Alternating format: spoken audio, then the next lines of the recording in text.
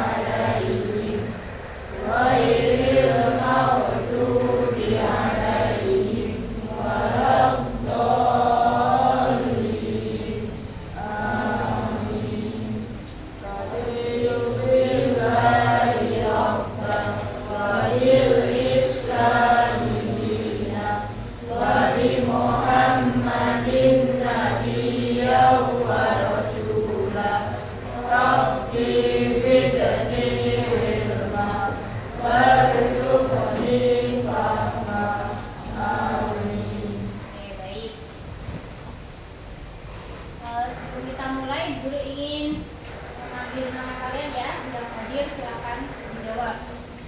Afan Khalil, Alifah Nur Hasanah, Al-Makfira Aulia, Aluna Gita Maharani,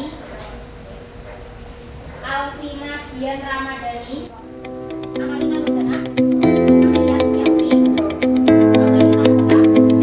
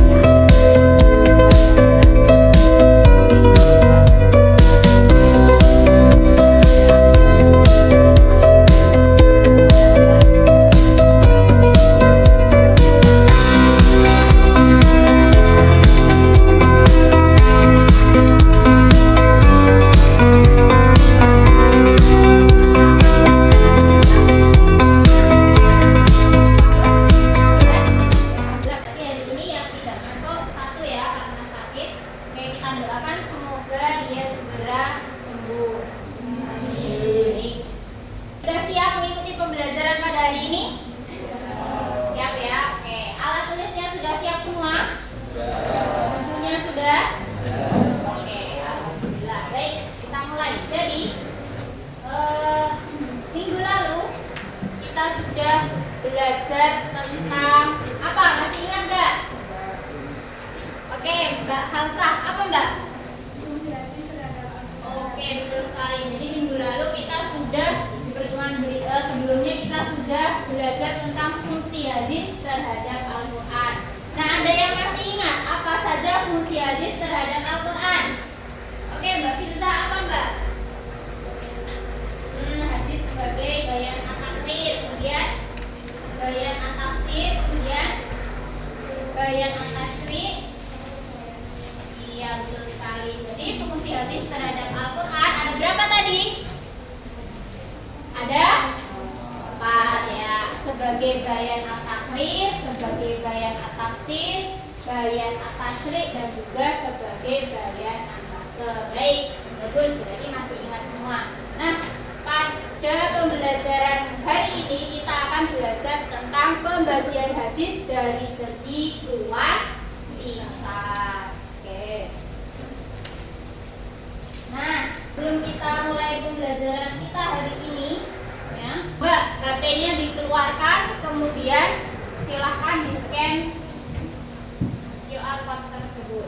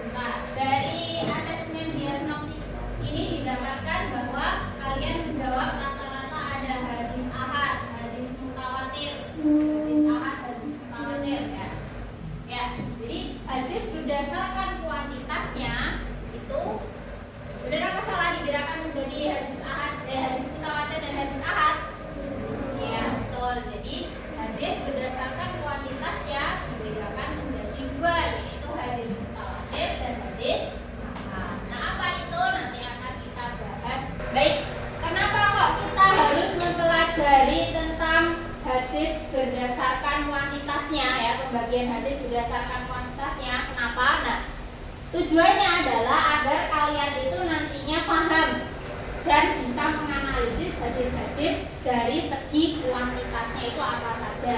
Dengan indikator apa? Jadi kalian ya peserta didik itu mampu memahami dan menganalisis hadis mutawatir. Karena apa?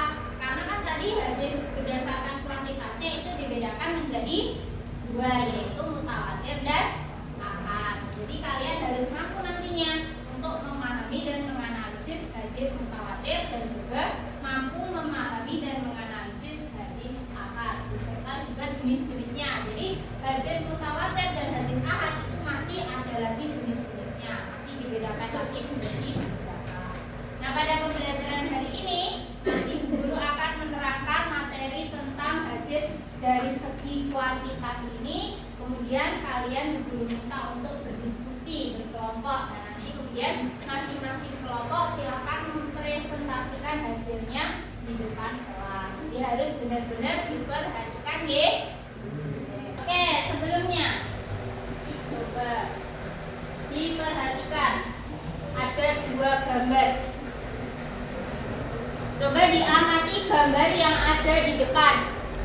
Apa bedanya yang ada di kanan dan ada di kiri? Oke, sudah diperhatikan? Oke, siapa yang berani mengemukakan pendapatnya? Apa perbedaan dari kedua hadis ini?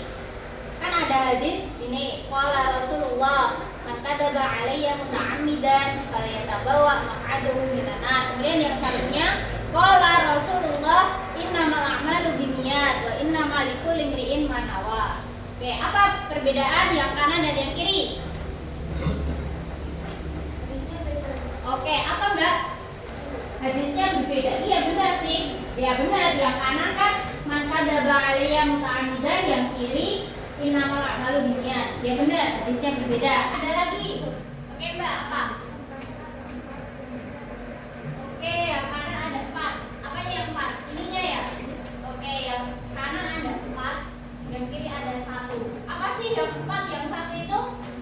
Oke, akan kita bahas setelah ini.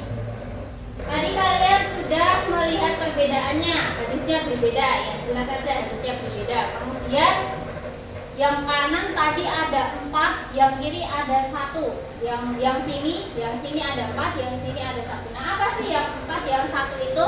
Nah, ini akan kita bahas. Sebelum kita ke situ, mari kita bahas dulu tadi hadis dari segi kuantitas. Hadis dari segi kuantitas dibedakan menjadi berapa tadi? 2. Apa dan apa? Dibedakan menjadi hadis mutawatir dan hadis ahad. Nah, apa itu hadis mutawatir? Ada yang tahu? Oke, Mbak Aira coba. Hadis mutawatir artinya yang datang berturut-turut dan tidak ada jarak. Oke, bisa. Oke, yang lainnya ada yang tahu apa arti hadis mutawatir? Oke, Ahmad. Suatu hadis yang diriwayatkan oleh sekelompok orang dengan jumlah tertentu yang menurut kebiasaan selalu bersepakat untuk berusaha. Iya. Ya, oke, terima kasih untuk Mbak Ira dan Mas Ahmad. Jawabannya ya benar semua ya. Nah, jadi intinya hadis mutawatir itu adalah hadis yang diriwayatkan oleh sekelompok orang.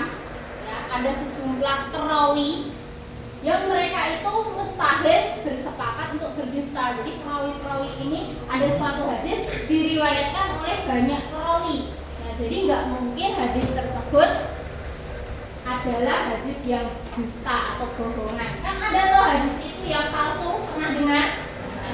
Nah, jadi kalau hadis mutawatir itu tidak mungkin para perawinya itu bersepakat untuk berdusta. Jadi sejumlah perawi yang meriwayatkan sebuah hadis. Nah, itu yang meriwayatkan itu di setiap tobakohnya atau di setiap generasinya. Jadi misalnya nih ada sebuah hadis. Hadis itu asalnya dari mana sih? Ya, dari Nabi. Ada sebuah hadis ya. Hadis yang dari Rasulullah. Dari Rasulullah ini kemudian diriwayatkan kepada beberapa sahabat. Nah, generasi sahabat. Nah, kalau hadis mutawatir itu yang meriwayatkan itu banyak. Ada yang berpendapat bahwa minimal itu 10 riwayatnya dari setiap generasi. Nah, jadi misalnya ada 1, 2, 3, 4, 5, 6, 7, 8, 9, 10. Ada 10 sahabat yang mendengar hadis tersebut. Ada si A, si B, si C, si D, dan seterusnya. Kemudian dari sahabat ini nanti diturunkan lagi kepada tabi'in, generasi tabi'in. Nah, ada yang berpendapat minimal 10, ada juga yang berpendapat minimal 4 perawi yang dikategorikan sebagai mutawatir ini. Nah, dari generasi tabi'in kemudian turun lagi ke generasi atau ke generasi tabi'ut tabi'in. Nah, jadi kalau hadis mutawatir itu hadis yang diriwayatkan oleh sejumlah perawi yang banyak. Mereka itu mustahil bersepakat untuk berdusta dari setiap generasi. Ini hadis itu kan sebelum datang pada kita ya, zaman sekarang. Dia mengalami proses yang panjang dari Rasulullah, kemudian diriwayatkan kepada sahabat, kemudian diriwayatkan kepada para tabi'in, kemudian diriwayatkan kepada para tabi'in, terus juga kita dapatkan kitab-kitab hadis seperti sekarang. Seperti itu. Nah, itu adalah hadis mutawatir. Nah, oke, yang kedua ada hadis ahad. Siapa yang dimaksud dengan hadis ahad? Oke, Mbak Alvina, apa Mbak? Yang dimaksud hadis ahad yaitu hadis yang diriwayatkan oleh 1, 2, 3 orang atau lebih, namun tidak mencapai tingkatan mutawatir. Oke, jadi bedanya dengan hadis ahad, kalau ahad ini diriwayatkan oleh 3, 2, atau bahkan 1, pokoknya tidak sampai derajat mutawatir.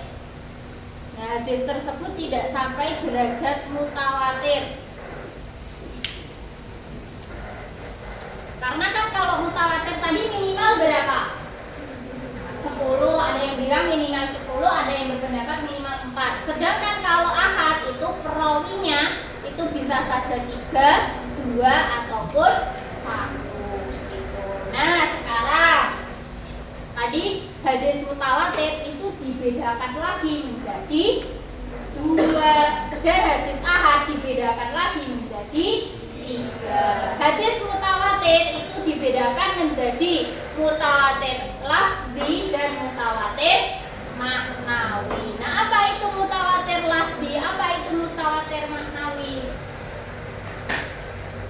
Nah, ini ada contoh hadis mutawatir lafzi. Maksudnya mutawatir lafzi itu apa? Mutawatir lafzi itu lafalnya sama persis, maknanya pun juga sama. Nah,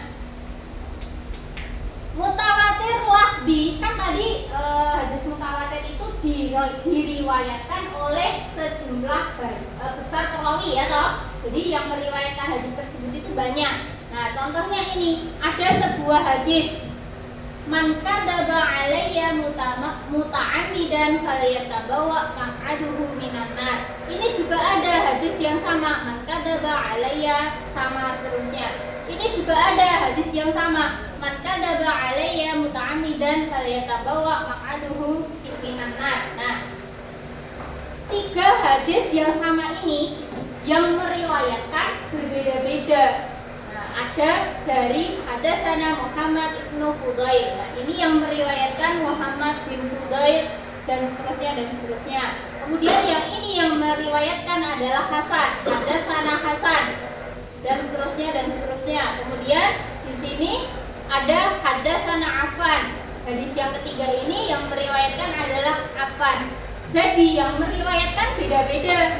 Kan memang hadis mutawatir itu yang meriwayatkan banyak orang ya toh.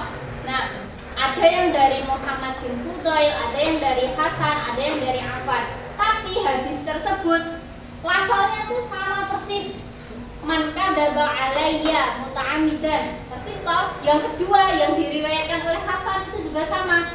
Man kadzaba alayya muta'ammidan dan seterusnya. Yang ketiga yang diriwayatkan oleh Affan itu juga sama persis tulisannya. Man kadzaba alayya muta'ammidan dan seterusnya. Jadi kalau hadis mutawatir lafzi itu lafal hadisnya itu sama persis.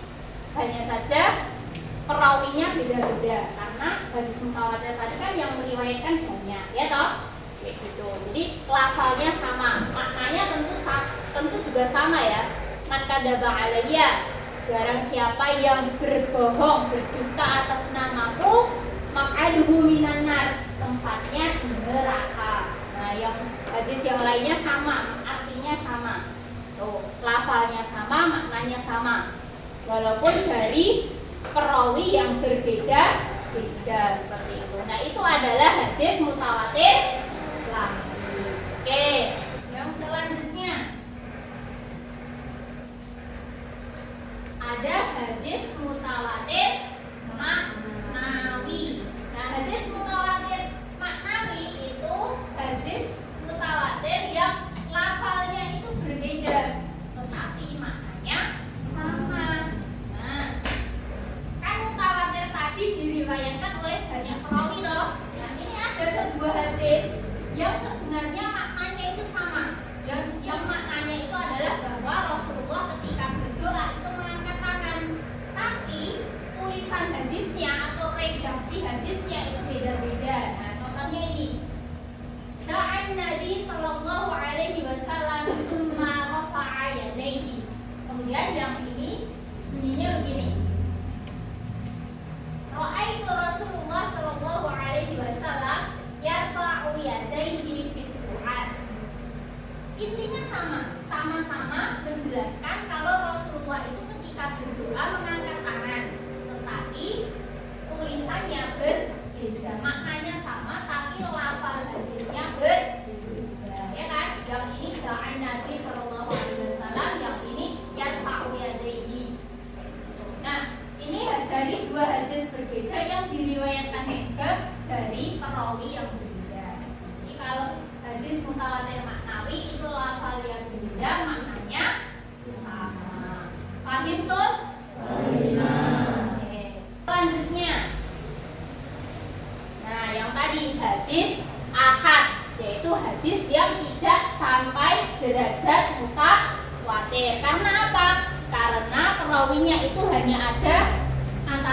3, 2, atau 1.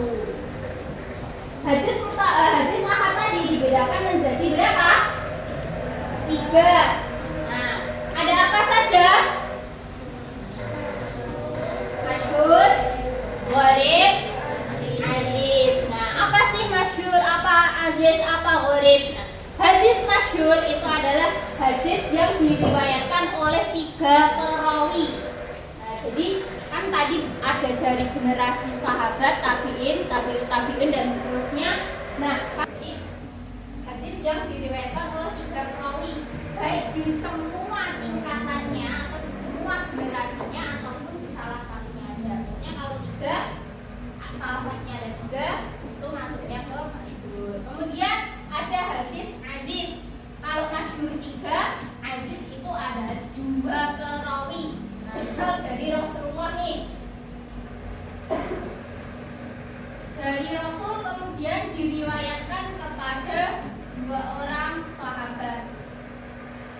Kemudian dari sahabat diriwayatkan walaupun ke banyak tabiin, tapi kalau yang tadi sudah ada 2 di salah satu tingkatannya, dia tetap masuk ke aziz. Misal, contoh, Rasul meriwayatkan hadis kepada 4 orang sahabat. Kemudian dari sahabat ini hanya meriwayatkan kepada 2 tabi'in. Nah, dari tabi'in meriwayatkan kepada 10 tabi'ut tabi'in. Ini 4, ini 2, kemudian ke generasi berikutnya ada 10. Nah, ini termasuk hadis aziz tidak? Iya, karena salah satunya ada 2 perawi. Walaupun sebelumnya atau setelahnya itu banyak perawi, tapi kalau salah satunya cuma 2, ya dia tetap masuk ke hadis aziz, seperti itu. Oke, nah selanjutnya ada hadis gharib. Gharib itu artinya sendirian, terasing. Nah, maka hadis gharib itu adalah hadis yang diriwayatkan oleh seorang perawi saja. Misalnya ada sebuah hadis dari Rasulullah, kemudian diturunkan kepada seorang sahabat, seorang saja, kemudian diturunkan kepada seorang tabi'in, kemudian diriwayatkan kepada banyak tabi'ut tabi'in. Nah, walaupun cuma di salah satunya, kalau perawinya hanya ada 1, dia tetap dihukumi sebagai hadis gharib. Paham tuh? Oke, kalau sudah paham, berarti saatnya untuk berkelompok.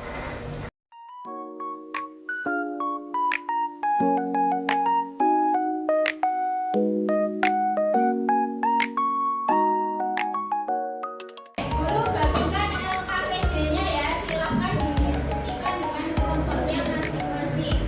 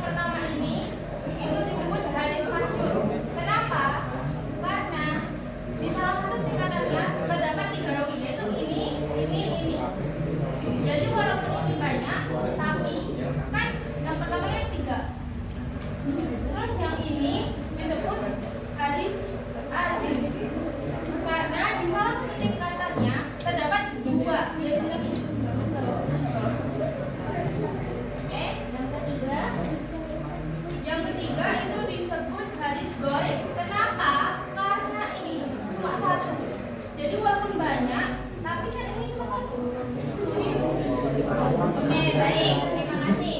Tepuk tangan untuk kelompok 2. Selanjutnya, kelompok 3, silakan maju ke depan.